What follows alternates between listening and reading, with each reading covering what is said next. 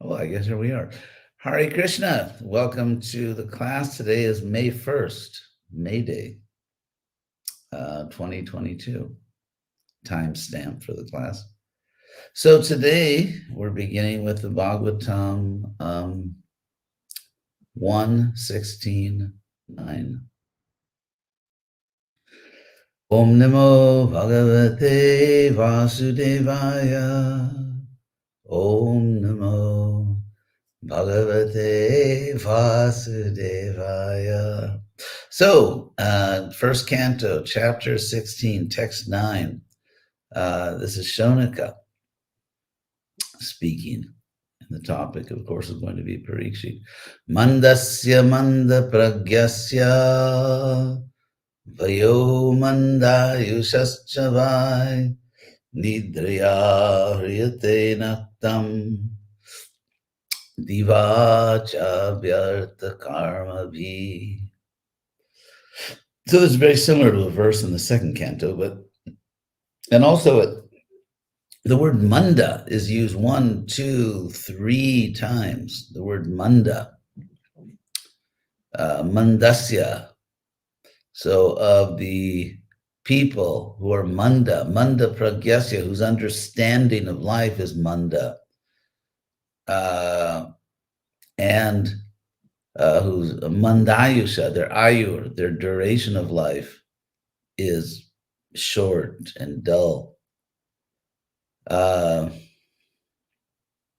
So for them, their life is nidriya, by sleep, priyate, taken away, naktam, at night. Of course, we have the English word nocturnal, and even the word night from Sanskrit naktam. So at night, their life is taken away by sleep, which is a good portion of our life, and diva, by day, during the day, cha, vyartha karma be, by useless actions. Artha means value, purpose, and something that has no value, no purpose is vyartha or vyartha karma be. So the word manda, which is used 3 times in this verse, means slow, tardy, idle, lazy, sluggish, apathetic, indifferent, weak. Great word, huh? Dull.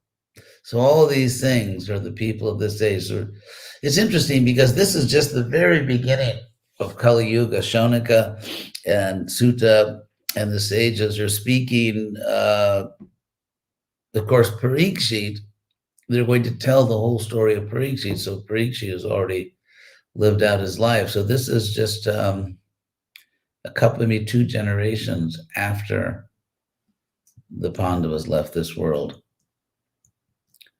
So Prabhupada translates this verse: lazy human beings with paltry intelligence. And against lazy and paltry is the same Sanskrit word manda, and a short duration of life. So that's manda, lazy, paltry intelligence, short duration. That's all the word manda in the Sanskrit. Pass the night sleeping and the day performing activities that are for naught. So Prabhupada says the less intelligent do not know the real value of the human form of life. This is a common theme, and it's an extraordinarily important truth, reality, that we have this valuable, invaluable, this amazing human life in which we can solve all of our problems, get past birth, death, old age, and disease, achieve eternal, blissful life with clear knowledge. And instead, what are people doing? Well, you know what they're doing. You know, we are all on the same planet right now. And so you know the absurd ways that people waste their time. I won't even mention some of the crazy things that people are absorbed in. You see it if you go to a supermarket and those magazines at the checkout counter. So that kind of says it all. So the next verse is Sutta responds now. He Sutta Vacha Yada Parikshit Kurujanga Vasat. So Shonaka's already asked to hear about Parikshit, and then he's just saying, like, we live in this absurd age of Kali. And that was like almost, actually was about 5,000 years ago. So imagine now. So yada parikshi kuru jangale vasat kaling pravishtam nija chakravarti te nishamya vartam anati priyang tataha sharasanang sangyuga shondir adade. So Sutta said, when Parikshit lived, dwelled in Kurujangala, and that's where we get this word jungle, by the way, in the forest of the Kurus or the land of the Kurus. Kaling pravishtam nija chakravarti te. So Nishamya, hearing that Kali had entered, Kaling pravishtam, that Kali had entered Nija Chakravarti Te, in his own circle of power. So chakra means a circle or a chakra. And Chakravarti, you've heard the word, well, like Vishnu, and Nilambar, Chakravarti, Vishwanath Chakravarti. So Chakravarti, chakra means a circle, and it means, it's just like in English, they say the same thing. They say a sphere of influence. That's how we say it. In English, a sphere, which is a circle, chakra, a circle of influence or power. So Chakravarti, it can also mean a chakra can mean a wheel, like when Krishna held up the chakra. He has his chakra, but when he held up the chariot wheel to attack Bhishma, that was also called a chakra. So anything round like that, a round, a wheel, a disc, that's called a chakra. So Vartin can also mean rolling, going around. So one whose chakra, whose power goes all around, is also called Chakravarti. And so Chakravarti can mean supreme, holding the highest rank. In other words, you go everywhere, you have authority everywhere. Anyway, so that's all Chakravartin. Or Chakravarti.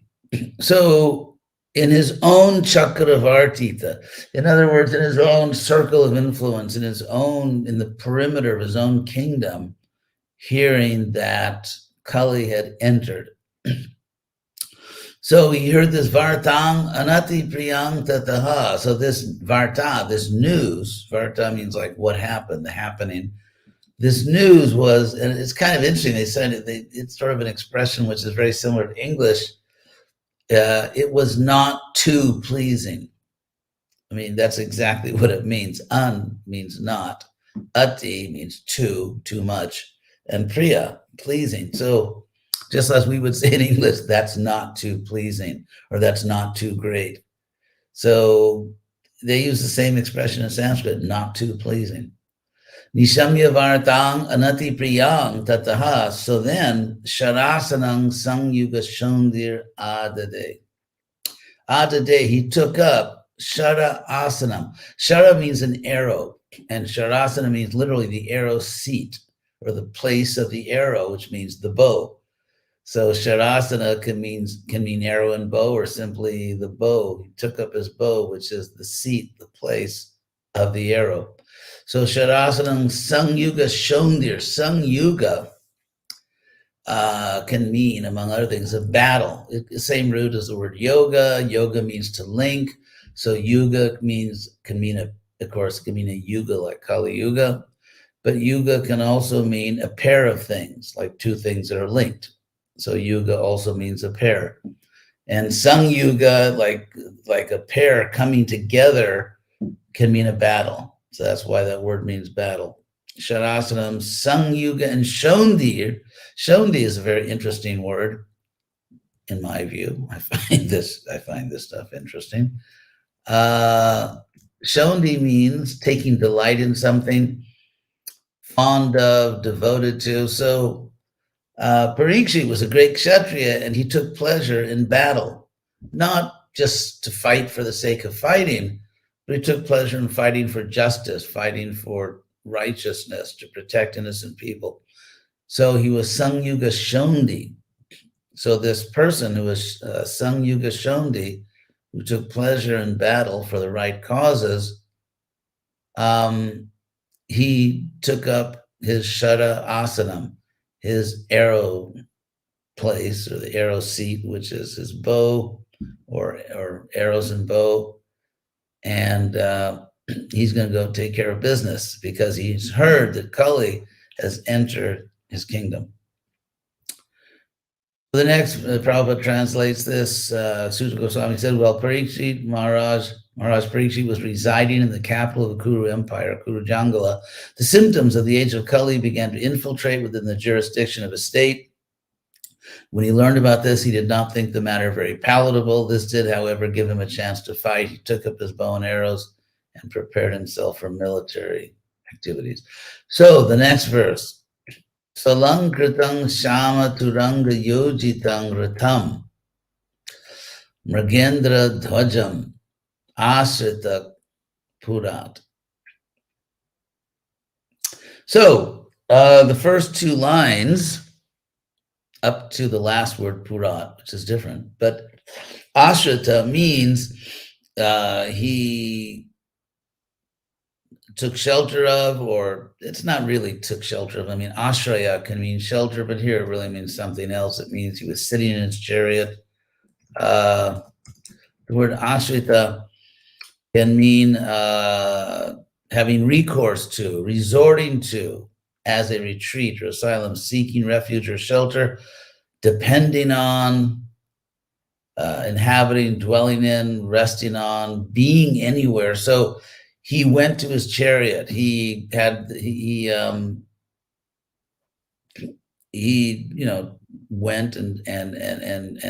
and boarded or went on to his chariot because he was going to fight from his chariot. So that chariot. So all these words in the first two lines, except for Ashrita Purat, actually for the last two words, but all the rest of the words are talking about the chariot. The ratam. Ratam ends with an M because it's the object of the verb asrita. He sat in, or he took shelter of, or he went to, resorted to. So ratam. So that ratam was su alankritam, well decorated, well adorned. Su alankritam. Su means well. So su alankritam, that chariot was well adorned. It was Shama Turanga Yojitang. It was tied up to or harnessed to black horses. Parikshit had black horses. Shama means dark. And then Turanga. Turanga literally means going fast. Go. Turang is fast. So the fast goers are horses. It's a word for horse because they're the fastest land animal. So dark horses, they were harnessed. The chariot was harnessed to dark horses. It was well decorated. It had a Mrigendra Dwajam, the flag. This chariot had a flag with Mrigendra, literally the animal lord, which means the lion. Mrigendra is the lion, the leader of the animals, or the lion, or the lord of the animals. So this chariot had a lion flag, and so Parikshit resorted to this chariot, and Purat, from the Pura, from the city, near Gataha, the last word in this verse, he went out from the city, and Brita, he was surrounded by Rata, chariots, Ashwa, horses, that means cavalry, Dvipa, elephants. Actually, the word Dvipa, not to be confused with the word Dvipa with a long I. Dvipa with a long I means island, like Navadvipa, 9 islands. So this is Dvipa with a short I, which means twice, 2 times, like Dvija, twice born, and Pa means drinking. So this is there's a lot of jokes in Sanskrit, sort of plays on words. This is one of them. So the twice drinker is the elephant that first drinks the water in its trunk and then puts the water in its mouth. So the elephant's called the twice drinker. So Parikshit was surrounded. Another example, a funny example of the use of the word twice is the word dvija, twice born. So it can mean a Brahman, but also, and this is common in Sanskrit, it can also mean Dvija can also mean teeth, because they're born twice. You get your first teeth, then a child loses the teeth and it grows in again. So teeth are also called Dvija. It also, Dvija means bird, because the egg comes out of the mother, so that's one birth, and then the bird comes out of the egg. So the word Dvija can mean a bird or tooth or a Brahman. I mean, it's very clever. There's a lot of humor in Sanskrit. So, Brito Ratashva Dvipa Pati Yuktaya. So he was surrounded by, accompanied by chariots, horses, elephants. Pati, pad means to go. So pati means going, also by foot, like pada means foot. So pati is infantry. That's how you say foot soldiers, like we would say in English. Foot soldiers, Sanskrit pati, from the word for foot. So Brito Ratashva Dvipa Pati Yuktaya. So Senaya, with his army, which actually Sena means army. So with his army, which was endowed with, or which possessed chariots, horses, elephants, infantry, etc. So with that army, he was surrounded, or by that army surrounded. And Dig Vijayaya, dig means direction, like the different directions. And Vijaya is victory. So for victory over the directions, or it's also called, Dig Vijaya, you've heard this. So in that sense, the Pandavas did this actually. They went out before the Ashwamedha sacrifice. They went out in all directions. So and there was, of course, the Dig Vijaya Pandit that Lord Chaitanya defeated, who had intellectually defeated everyone in all directions. So with his army, he went out, near means out, gataha, he went out for victory over all the directions. So that's his verse. Solankritang shama turanga yojitang ratang mragendra dhvajalasritat purat brito ratashva dipapatti yuktaya sasenaya dig bijayaya nirgata. So it's a nice verse. So the next verse is just talking about the places he conquered. Bhadrashwam Ketumalam cha Bharatam Chotaram Kurun Kim Purusha Dini Varshani Vijitya Jagrahe Balim. So the verb here is, there's two verbs actually. The dependent clause, if you know grammar, is vijitya. So conquering, and then the list of the places he conquered, conquering Bhadrashwa. Interesting, it's the name of, these are all regions in the greater Bharatvarsha. And Bhadrashva literally means like handsome horse, or a good horse, or a place that has good horses. Bhadra means good, and Ashwa is horse. I don't know if it's known to modern scholars exactly where this place is in terms of modern geography. Let's see. So it's a country line east of Ilabrata, wherever that is. So he conquered. It's not always possible to know exactly where these places were. Sometimes we know, like Hastinapur or Dwarka or Vrindavan or Mathura, those places are still known. Other places, there's some debate about exactly where they were. So here's a list of places he went to. So Bhadrasham Ketumalam, which literally means kind of like the names are interesting. These places had interesting names. Mala, of course, means like a garland or necklace. Ketu means it can be a lamp, a light. It can mean a banner. So sort of like a garland of lights or banners. So these are interesting places. The other one is good horses.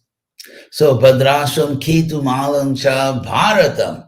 Of course, the main area in which the Mahabharata takes place in northern India, Bharatam Chotaram Kurun. and the Uttara Kurus, the northern Kurus. If you know the geography at all, obviously, well, Delhi was Indraprastha, but then about, I don't know, maybe 80 miles northeast of Delhi is a city called Meerut. And near Meerut in India is Hastinapur, near where the Ganges flows. And so that's really North India. So if you go, and if you know the Himalayan mountains, as the Himalayan mountains, if you go from the west to the east, the mountains go to the south. They go down to the south. So that, yeah, the Himalayan mountains, they sort of go diagonally from the northwest to the southeast. And so therefore, by the time you get to central India, and if you go then a little bit east over to Hastinapur, you're not that far from the mountains, actually. And so from Hastinapur, if you go up into the mountains, then you get the Uttara Kurus, the northern Kurus, and they're considered to be kind of, it's funny, like mountain people have always been seen actually around the world many times and places sort of a little mysterious, because they live up in the mountains. And up in the mountains, you don't have cities, you don't have normal towns and villages, you don't have agriculture. So people that live in the mountains are always a little different and often perceived as strange. I mean, even in America, like you have these survivalists that live up in the mountains, they're not like normal a lot of the time. I mean, some people that have a lot of money, they may just build a place up in the mountains because they want to get away. But then it's people that are, make their money elsewhere and just, take vacation or get away there. But people that actually live in the mountains, like that's their primary residence, and it's a different life. You don't have normal roads, you don't have normal commerce, you don't have agriculture up in the mountains, you don't have theaters and all that stuff. So people that live up there, they're seen as different and sort of sometimes even a little weird or mysterious. And interestingly, the northern Kurus were kind of seen that way. They were considered to have sort of like these mystic powers, or it's just a different place. There's also in India, if you go in the mountains, there's a lot of yogis, and they have mystic powers. So you put all this together, and you get the Uttara Kurus, you get the northern Kurus, who are mentioned. We don't deal with them that much in the Bhagavatam Mahabharata, but they're mentioned, the northern Kurus. So he also conquered the northern Kurus, the Kim, Purusha, Adini, Varshani, the Varshas, or sort of the continents or the land masses, headed by Kim Purusha. So the word Kim Purusha or Kinnara is very funny because Kim means what? It's Spanish K, or Portuguese K, or Italian K, I think. So Kim, what? So Kim, or just means a question. So Kim, Purusha, in this case, means like a human being. Can mean different things. Purusha. So Kim Purusha is like, is that a human? So it's sort of funny. And Nara also means a human being. So Kinnaras, like, is that a Nara? Is that a human? Because there are people who are sort of human, but they're sort of weird, or they're different, or they have certain powers, and so they're sort of marginally human. So they have this funny name in Sanskrit, Kim Purusha. It's like, is that a human? That's their name. So is that a human? So Kim and Adini, etc. So he visited all these different places, Kim Purusha, Adini, Varshani. Oops, sorry. Turn the volume down on my phone. Vijitya, so conquering all these places, that's the dependent clause, like in English. Conquering all these places, Jagrahe, he took Balim, tribute. So conquering all these places, he took tribute. And that's the simple grammar of this sentence. Bali can mean tribute. It's the common word when a subordinate gives tribute to a more powerful ruler. That's Bali. So, well, we've done a few verses. I think you're getting your money's worth here.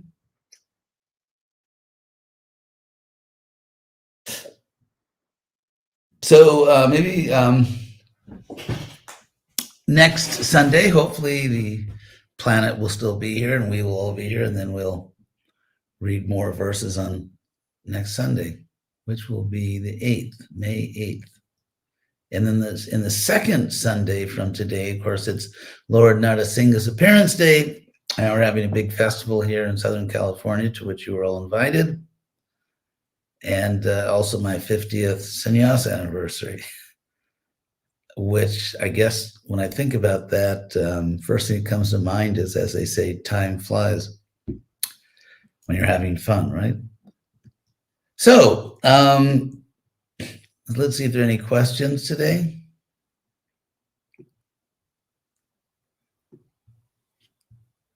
Let's see.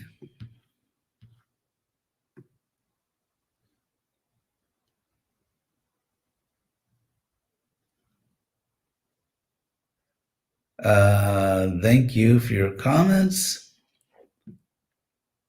Don't see any question marks yet.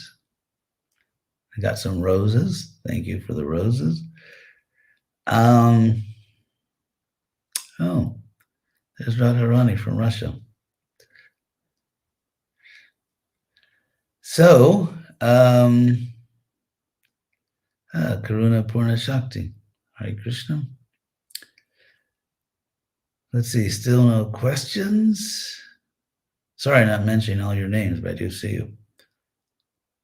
Krishna Priya, I hope you feel better. She's recuperating. And there, here's a question. I knew Jagat Palana would come in there with. So, just like Parikshit did, we should support and help Ukraine. Yeah, I guess Parikshit supported all the countries in the world. There are a lot of devotees there, and I personally sent a donation there, small donation, but yeah, it's a place, one of the places in the world that has the greatest number of devotees per capita, so it's obviously an extraordinary place, and they have so many devotees there, and now Krishna somehow has created the situation, so it's we certainly pray for them and help them any way we can. So today is the 50th anniversary of BBT. Well, thank you for telling me that. Would you like to share some words or pastimes, please?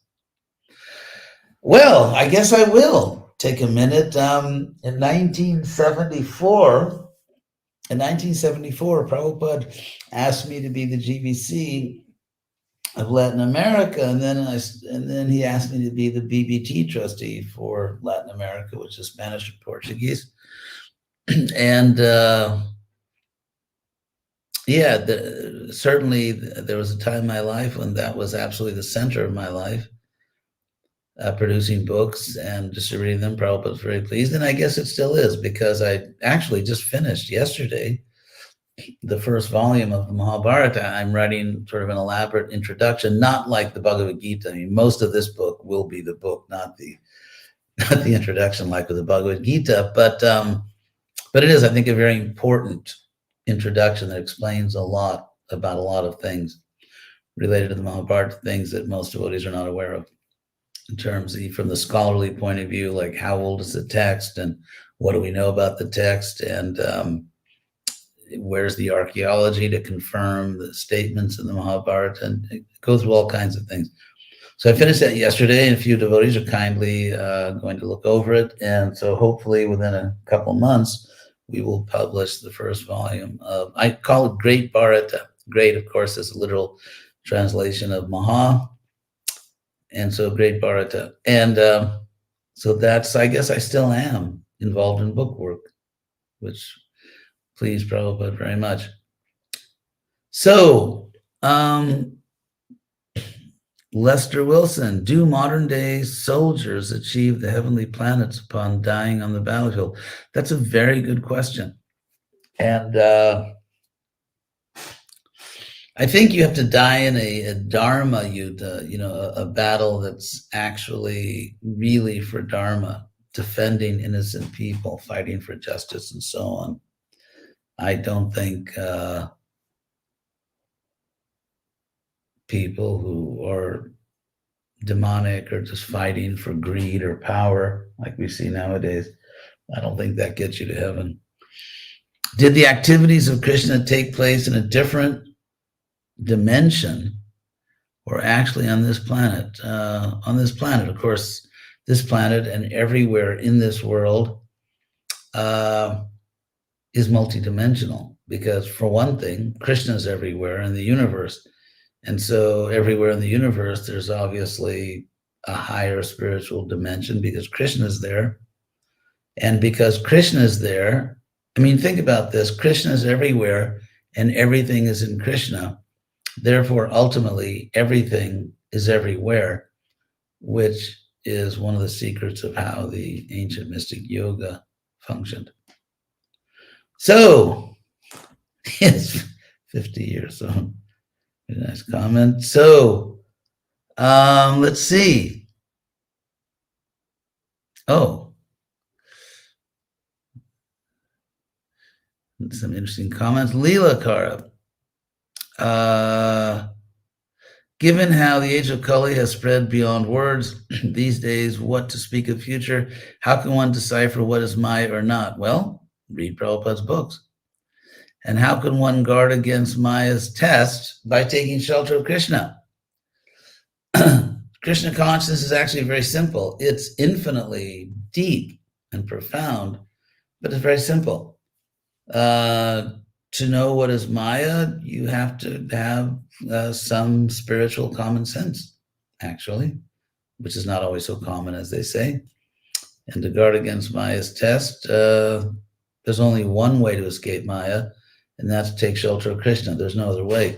Krishna says in the Bhagavad Gita, Daivi hiesha gunamayi mama maya duratyaya. So this illusory energy of mine, Maya, is very hard to overcome. And that's verse 714, by the way. Krishna says, Daivi hiesha gunamayi, this Maya of mine is hard to overcome. It is composed of the modes, gunamayi. It's very hard to cross over, literally. Mami vijay prapadyante, those who surrender to me alone. In other words, if I chant Hare Krishna, but I also have lots of other things I do and other things I take shelter of and so on. If Krishna says, those who surrender to me alone, Mayami tang taranti te, they cross over this Maya. So surrender to Krishna. I've never come across any other way to overcome Maya. So thank you all very much. And hope we'll do this again. Not exactly the same verses, but have another class next Sunday. Thank you very much. Hope you're all well. Hare Krishna.